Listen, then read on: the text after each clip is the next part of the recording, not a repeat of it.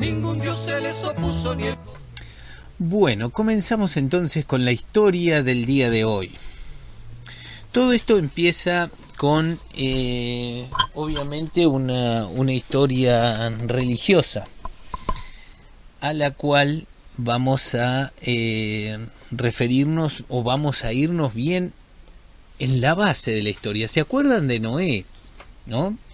Noé es el de la inundación, el de la creciente, digamos, creciente grandecita, el diluvio universal, que Dios le avisa a Noé que se tiene que ir, tiene que armar un arca, y bueno, lo que ustedes ya saben. Resulta, como todos también sabemos, que Noé se salva, y 10 generaciones después de Noé, o sea, un tatara nieto más o menos, llamado Abraham, resulta que ese Abraham también se le presenta a Dios, que era llamado Yahvé también. Este Dios, o sea Dios, le dice a Abraham que le iba a dar una tierra y que agarrara a sus amigos y salieran caminando. La particularidad en este caso es que Abraham entonces le dice que, bueno, Dios le dice que hay una gran nación para él y que él lo bendecirá. Lo particular es que Abraham a esa altura ya tenía 75 años cuando sale caminando con su familia a buscar ese lugar que Dios le dijo que tenía para él. 75 años y comienza su caminata Abraham. Abraham llega entonces en algún momento hasta Canaán, que es la zona donde hoy se está haciendo la guerra que hemos visto en todos lados y que hace años además se viene haciendo, imagínense. Llegado a ese lugar, Dios le vuelve a hablar a Abraham y le pide como sacrificio que mate a uno de sus hijos en muestra de su amor. Muchos nos podemos imaginar que Abraham, que en su momento no tenía hijos, Abraham fue padre de mayor, digamos, toma a su hijo para matarlo. Antes de matarlo, aparece Dios y le dice que bueno, que era una prueba de fe, y que entiende que ahora que tiene absolutamente su fe, le entrega entonces el terreno que le había prometido. Creado por generaciones pasadas, atascado en el camino. De fondo escuchamos León Gieco y La colina de la vida. Bueno, resulta entonces que Dios le da entonces las tierras y todos sus descendientes. Le dice, si no lo matas ahora, yo te doy todas las tierras, con la condición de que yo sea el Dios de todo este lugar. Por supuesto, Abraham dice que sí. Y hasta acá llega la historia en común que tienen judíos, musulmanes y católicos. Acotar además que Abraham muere a los 175 años. Pero hasta acá esta es la historia en común. Pero vamos a ver dónde se separan judíos y musulmanes. En el momento de sacrificio, los musulmanes dicen que Abraham iba a sacrificar a Ismael, al hijo de Abraham que se llamaba Ismael. Y los judíos y cristianos piensan que Abraham iba a matar a Isaac. Y ahí, en ese pequeño detalle, están divididos los judíos con los musulmanes. A partir de ahí se genera la división, en principio entre musulmanes por un lado, judíos y cristianos por otro. ¿Sí? Los descendientes de Ismael, que es el que los musulmanes piensan que quedó vivo, que lo salvó Dios, se convierten en ismaelitas o árabes, y que son los que después, en el año 600, toman a Mahoma como su único profeta, ya separados de los judíos y los cristianos. Ahora, ese profeta también coincide en que es el mismo Dios que le dijo a Abraham que ahí en esa tierra iba a haber un profeta. Entonces, para los musulmanes es Ismael el que Dios salva y Mahoma el profeta. Sin embargo, para los judíos y los cristianos, Abraham iba a matar a Isaac y, además de eso, cuando aparece Jesús en la historia, muchos años después de todo esto, los cristianos piensan que esa es la persona que Dios dijo. Por eso los cristianos ahí se separan de los judíos, o los judíos de los cristianos. ¿Se acuerdan que en la historia después los judíos tratan de matar a Jesús? Los judíos aún hoy siguen esperando que venga el profeta. Entonces ahí es cuando, años después, los judíos se separan con los cristianos. O sea que hasta este punto de la historia tenemos a los judíos por un lado, a los cristianos por otro y a los musulmanes por otro, que se separaron por una interpretación de lectura, podríamos decir.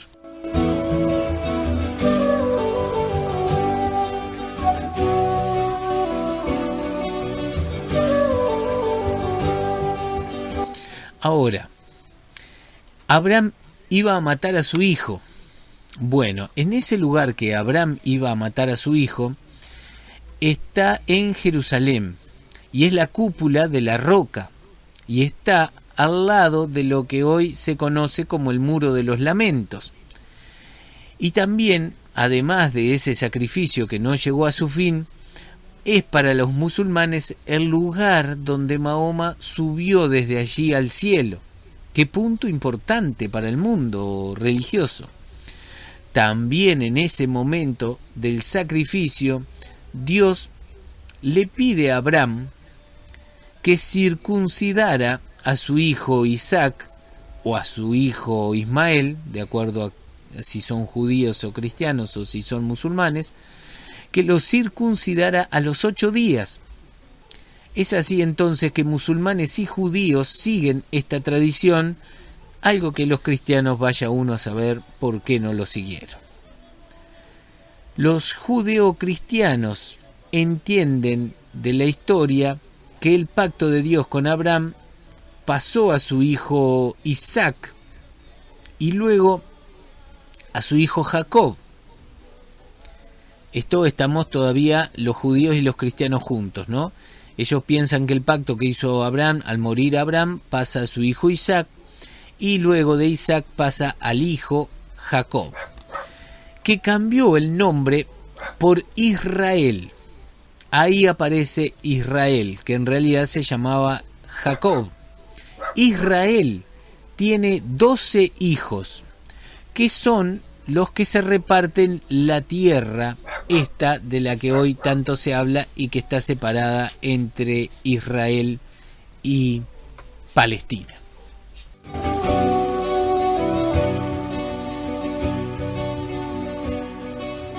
Tengo de todo para ver y creer, para no creer,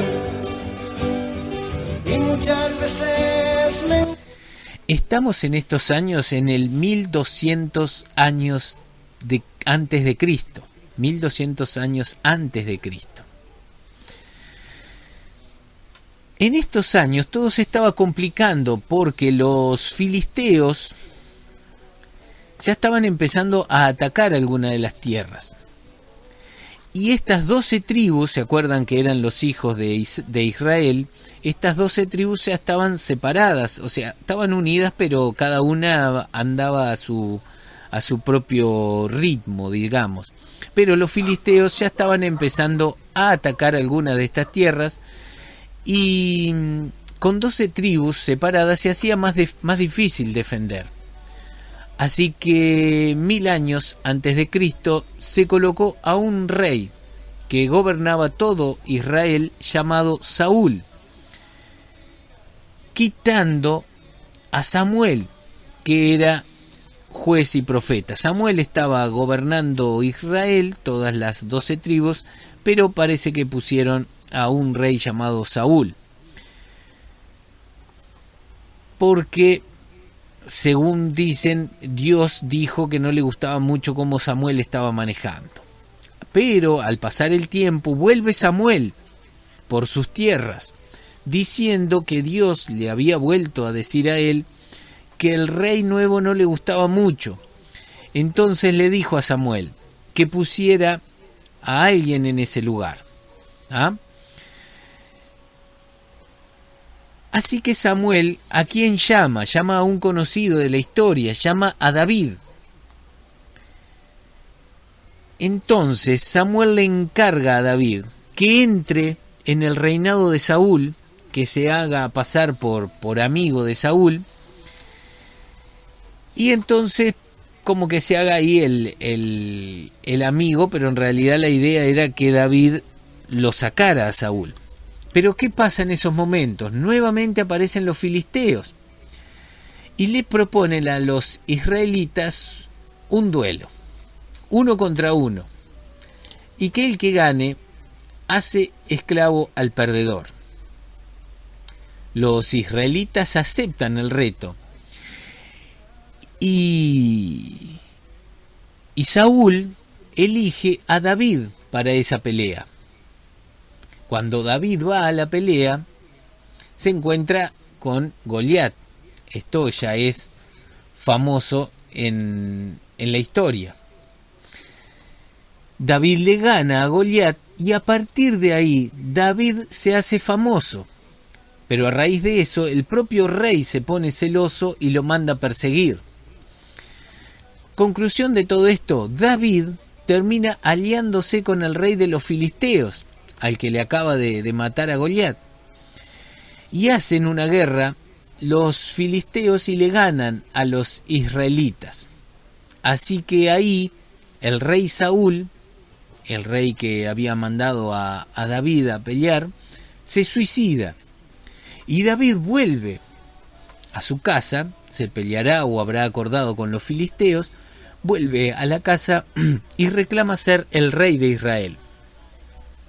Pero no todos están contentos con eso, por lo que David toma una de las ciudades y la hace neutral. Esa ciudad es Jebús, y ahí montó su capital, que es Jerusalén. La ciudad de David estaba en un monte que es el monte Sión, que más adelante de la historia va a ser importante.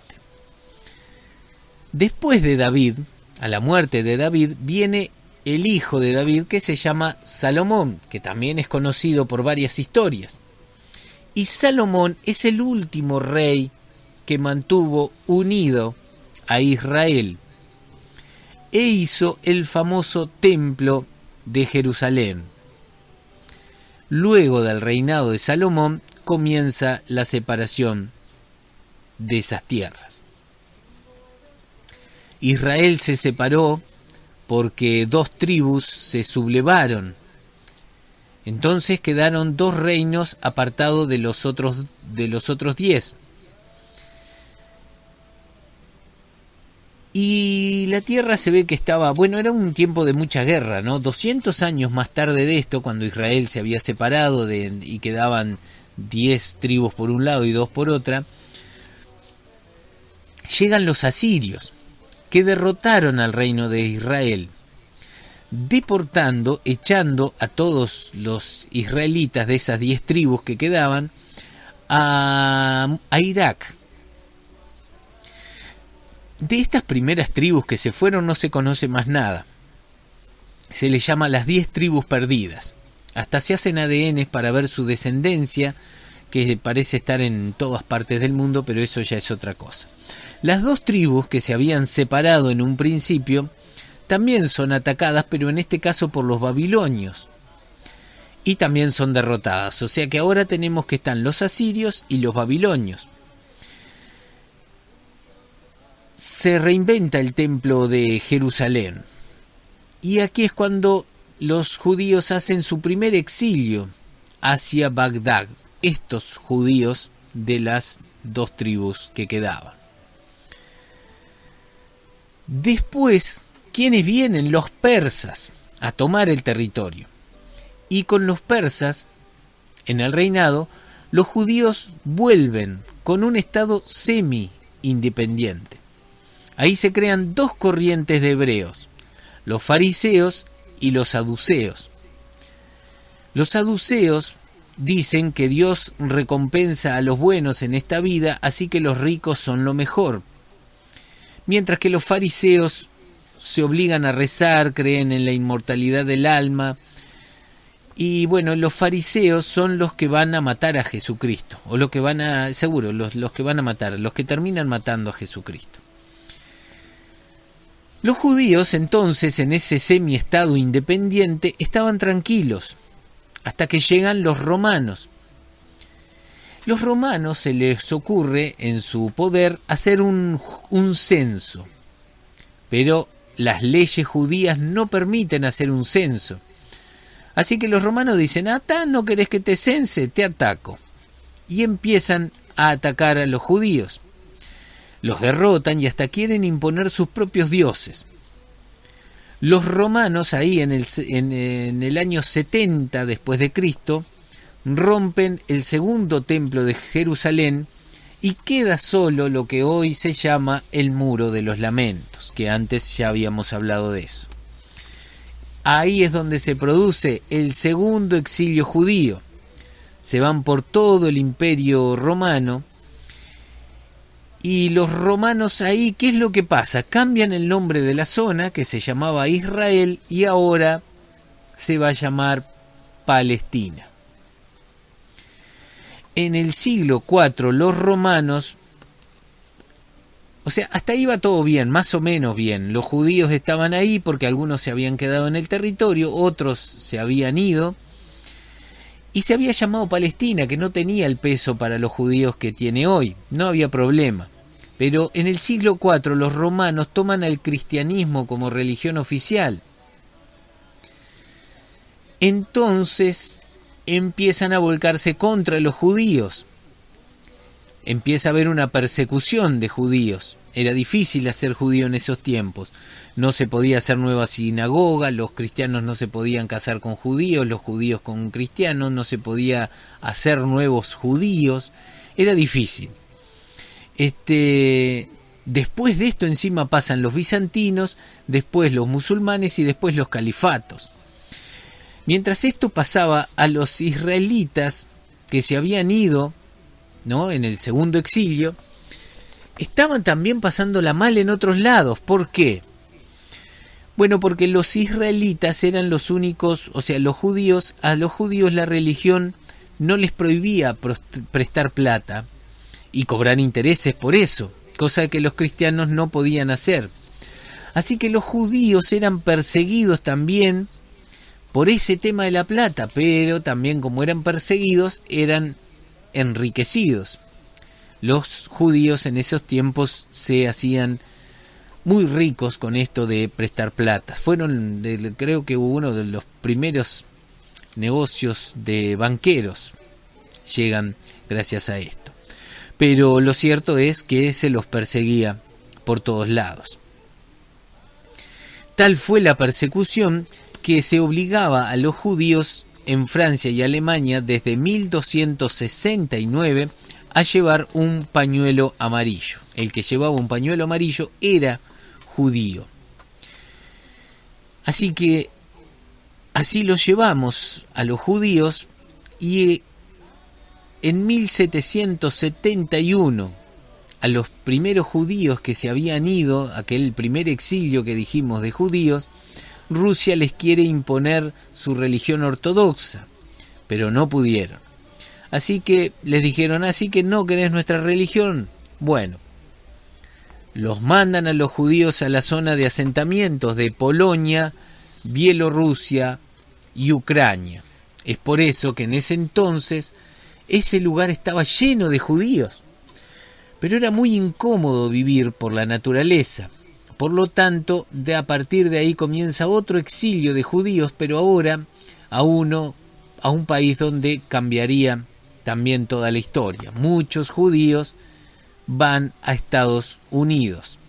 Rusia termina siendo el último país en el siglo XIX en dar la ciudadanía a los judíos y a la igualdad de derechos, cosa que los judíos por ahí tampoco tenían. Por ahí los dejamos, vamos a la pausa y ya seguimos con esta historia. Tente en el aire, 24 horas contigo, cuando y donde quieras.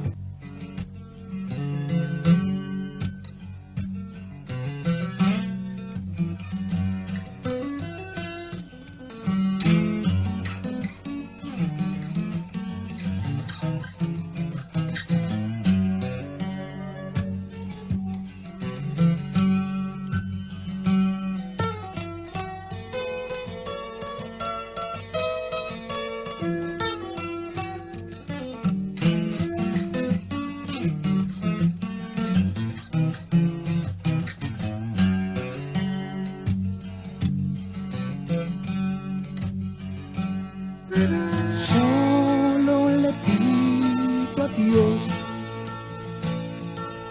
que el dolor no me sea indiferente, que la reseca muerte no me encuentre vacío y solo sin haber hecho lo suficiente.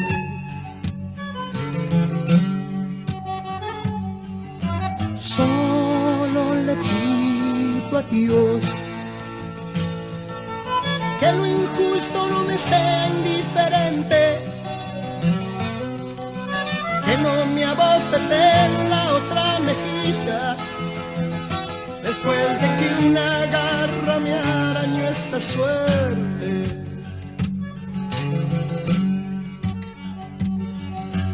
Solo le pido a Dios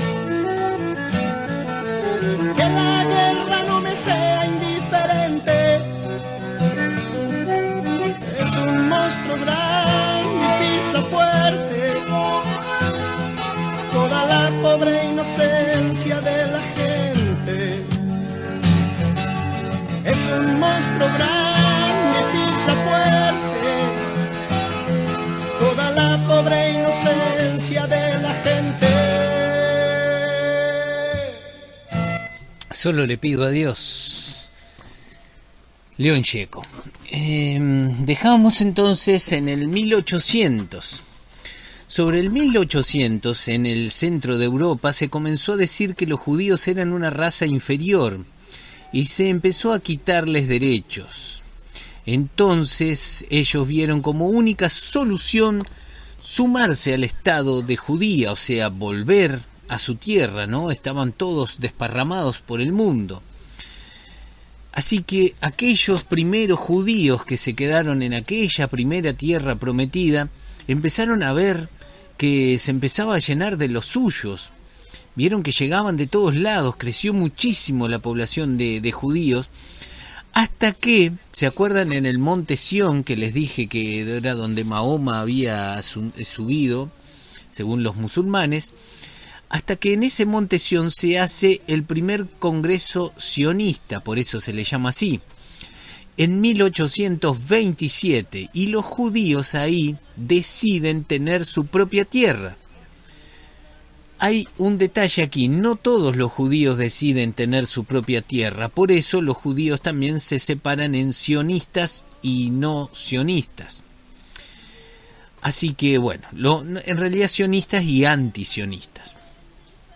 Luego llega la Primera Guerra Mundial, donde los británicos negociaron con los árabes, los llaman y les dicen, bueno, mire, los árabes de Palestina, ¿no?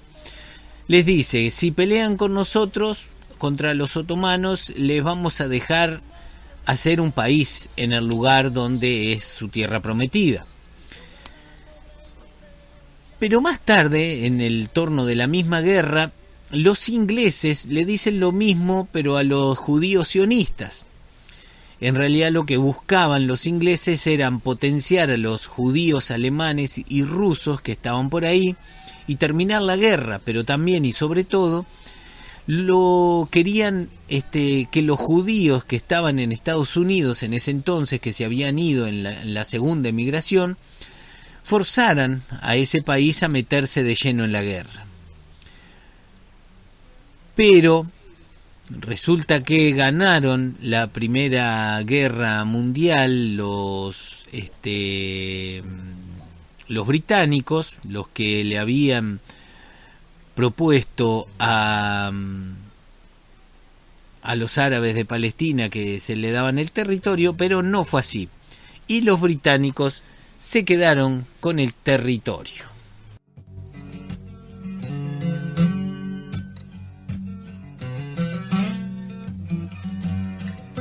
Así que los ayudaron a derrotar y se quedaron con el territorio. Y cansados, no solo eso, sino que cansados de recibir judíos, los británicos cerraron las fronteras. A esa altura también se estaban llegando los nazis a Alemania, con las ideas que ya sabemos que tenían. El tema es que luego de la Segunda Guerra Mundial, los británicos que estaban en las tierras que habían robado, digamos, o que habían obtenido mediante una mentira, se dieron cuenta de que ahí no los querían ni los árabes, ni los musulmanes, ni los judíos. Y como excusa para irse, dijeron que la ONU les pedía que dejaran el territorio a los judíos y a los palestinos, ¿no? Como que les dijo, bueno, esto es para ustedes dos, háganse cargo, pero que Jerusalén no fuera ni de uno ni de otro, sino que fuera para las Naciones Unidas. Los árabes esto no lo aceptaron. Y apenas se fueron los británicos del terreno, mientras los judíos proclamaban su independencia, los árabes atacaron.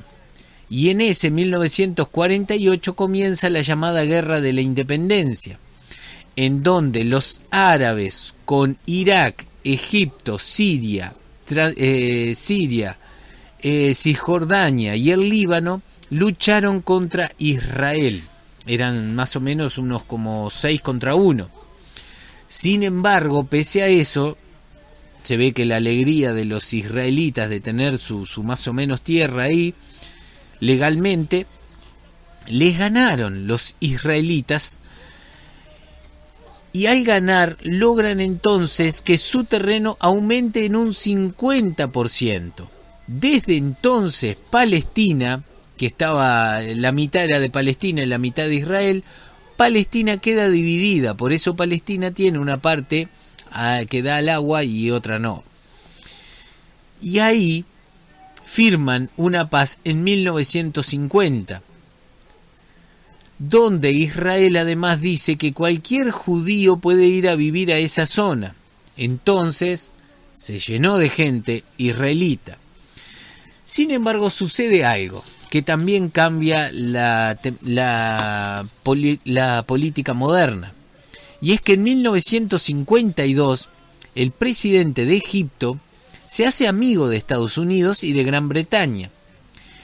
Israel, desconfiado, piensa que eso puede ser un peligro para ellos, porque Egipto está contra Israel, y decide hacer atentados contra los estadounidenses y los británicos que viven en Egipto. Atacan sus sedes y demás, con la intención de que los estadounidenses y los británicos pensaran que los egipcios los estaban atacando y rompieran relaciones con el presidente de Egipto. Pero ¿qué sucede? Resulta que los agarran a los judíos, se dan cuenta, digamos, que son los judíos los que hicieron eso, y es tomado como uno de los grandes papelones, como uno de los papelones más grandes internacionales. Y también esa incidencia logra que Egipto, enojado, expulse a una gran cantidad de judíos. Y ahí empieza una guerra en la frontera entre Egipto e Israel. En 1958, además, Egipto bloqueó todos los barcos que llevaban suministros a Israel por el Golfo de Aqaba. Así que Israel, para salvar eso, negocia en secreto con Francia e Inglaterra para luchar contra Egipto, junto a Francia e Inglaterra, y a cambio le da el manejo del canal de Suez a los europeos, cosa que además le permitiría a Israel atacar a sus enemigos. En 1956 comienza la guerra de Suez, la guerra de Suez o la guerra de Sinaí se llama, también llamada la guerra de los 9 días, donde se le gana a Egipto, logrando entonces el Sinaí y casi logrando el Cairo. Pero en ese entonces Estados Unidos y la Unión Soviética están juntos y hacen fuerza en la ONU para el cese del fuego, por lo cual Francia, Inglaterra e Israel aceptan el pedido al mala gana, pero agachan la cabeza y firman y finalmente forman una nueva paz, colocándose en la frontera de la ONU, colocándose en la frontera a la ONU para interceder en estos ánimos que estaban bastante caldeados. Pero siguen las revoluciones y en 1967 se comienza otra guerra que es llamada la Guerra de los 6 días, la cual comienza con el pedido de Egipto a la ONU de quitar esos soldados, ¿no? Porque la ONU había puesto soldados en la frontera hasta que Egipto dice, bueno, saquemos de estos soldados porque ya nos están molestando. Pero mientras hablaba con la ONU, Egipto arrimaba soldados y le bloquearon a Israel, a Israel, el estrecho de Tirán. Acto seguido, Jordania, Siria e Irán se apuntaron al batallón de Egipto para atacar a Israel. Pero Israel, viendo que le estaban haciendo esa jugada, ataca por sorpresa y gana. Expande su territorio nuevamente, así que los palestinos nuevamente ven cómo pierden territorio otra vez en manos de Israel. Pero ahora habían perdido todo su territorio. Es un monstruo grande y pisa fuerte toda la pobre inocencia de la gente. Es un monstruo grande y pisa fuerte. Igualmente, luego de esto, teniendo todo el territorio, Israel le propone a los palestinos devolverles la tierra a cambio de la paz. Pero los palestinos le negaron esa propuesta. Por entonces ya había comenzado la Guerra Fría, aquel Estados Unidos y URSS ya estaban separados. Entonces URSS se pone a favor de Palestina e Israel comienza a trabajar con Estados Unidos. La URSS supuestamente comienza a apoyar a los palestinos porque no le gusta esto de que los judíos como que sobraran a los palestinos y le dijeran, bueno, toma, ahora que ya te gané la guerra, los terrenos, todo, toma, estos son tus tierras, y firmamos la paz. Así que bueno, estamos en esto. En ese entonces surge otro nuevo sentimiento antisemita, es como el tercero o el cuarto en esta historia. Y en 1973 otra guerra estalla, que en este caso es la de Yom Kippur, que va a tener mucho que ver porque este último ataque que nosotros hemos escuchado en estos días se inició justamente con la conmemoración de la fecha de la guerra de Yom Kippur. Por eso en Israel estaban como en una fiesta de paz, porque no había guerra, y sin embargo era la fecha de una guerra, la guerra de Yom Kippur, que ocurrió en 1973. Y esta es la revancha de aquella guerra que había ganado Israel. Pero en este caso Siria y Egipto lanzan un ataque por sorpresa a Israel. Y en ese contexto es donde la Guerra Fría se abre paso a sus anchas.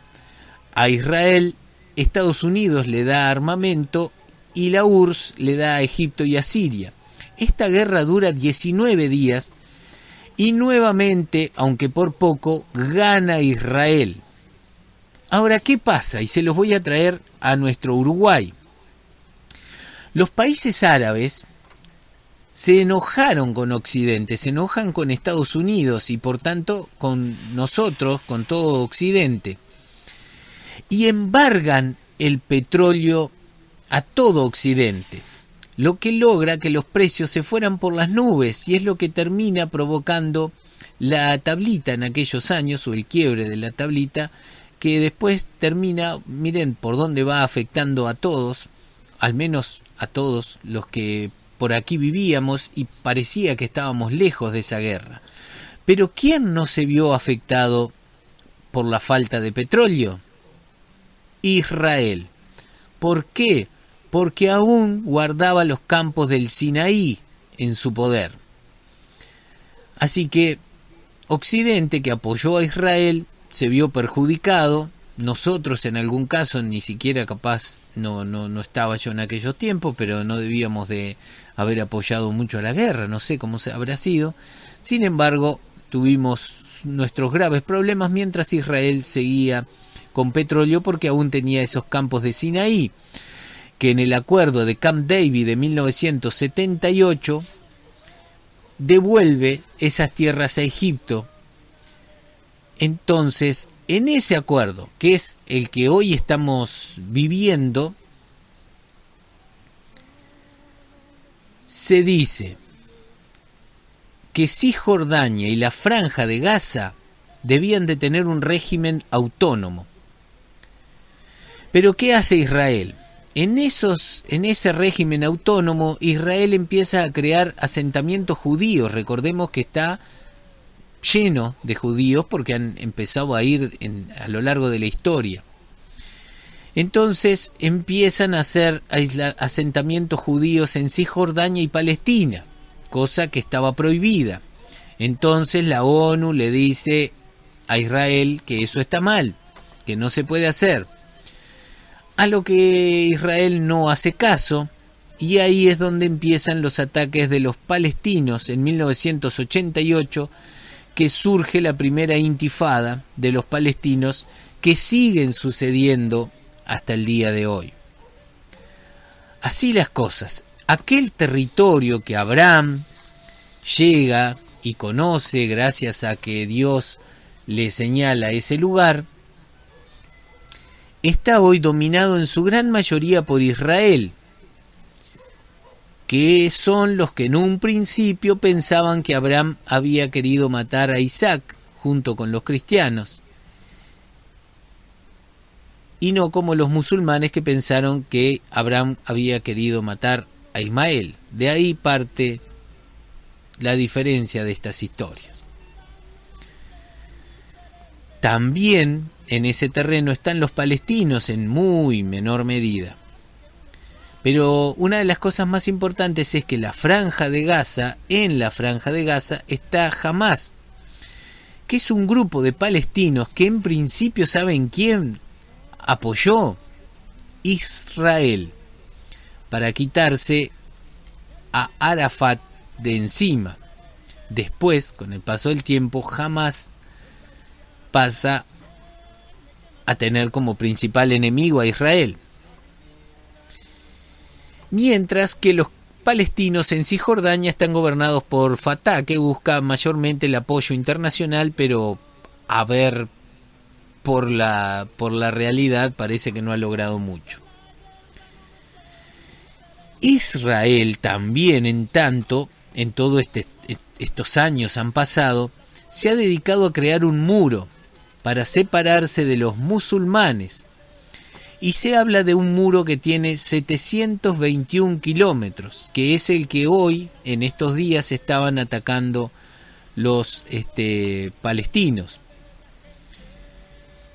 Este muro separa la zona de Palestina, de Cisjordania, de la judía, y de paso también se protege de los ataques de los radicales palestinos. Cuando nosotros vemos que muestran esas bombas que cruzan de un lado al otro, es porque está ese muro ahí que no permite un ataque por tierra. Y para esos ataques aéreos, Israel creó la cúpula de hierro, que es un sistema invisible que no permite que los cohetes lleguen a tierra y explotan en el aire. Así las cosas hoy en día. El ataque que comenzó en estos días fue por la fecha de la guerra de Yom Kippur. Y más allá de todo esto, la diferencia entre palestinos e israelíes comienza cuando Abraham fue a matar, a sacrificar a un hijo para mostrarle a Dios que tenía mucha fe en él. Para los musulmanes ese hijo es Ismael, para Israel y los cristianos es Isaac. A partir de ahí, toda esta diferencia que ha terminado y que sigue y que seguirá cobrándose tantas vidas en nombre de unas religiones que siempre nos piden ser mejor personas y que increíblemente los hace matar a los demás, que además comienzan y tienen en su base al mismo Dios, porque no es que tengan un Dios distinto, tanto para musulmanes como para israelitas, como para cristianos, el rey es el mismo. La variación es un poco que unos pensaron que era Isaac, otros Ismael, y después unos pensaron que Cristo era el profeta que había anunciado Dios, y los israelitas pensaron que no.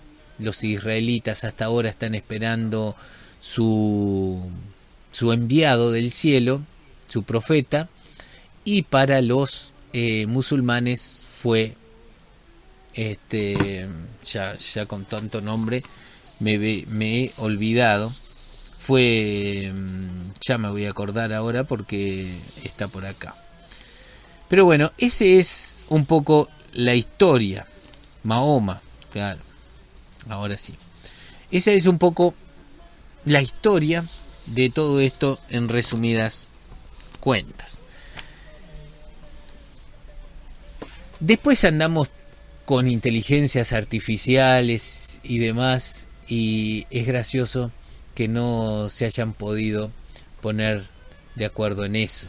O en realidad es gracioso quizás que nosotros pensemos que ellos no se han puesto de acuerdo, mientras el negocio de las guerras y de las armas sigue campeando tranquilo por nuestros días. Tente en el aire 24 horas contigo, cuando y donde quieras.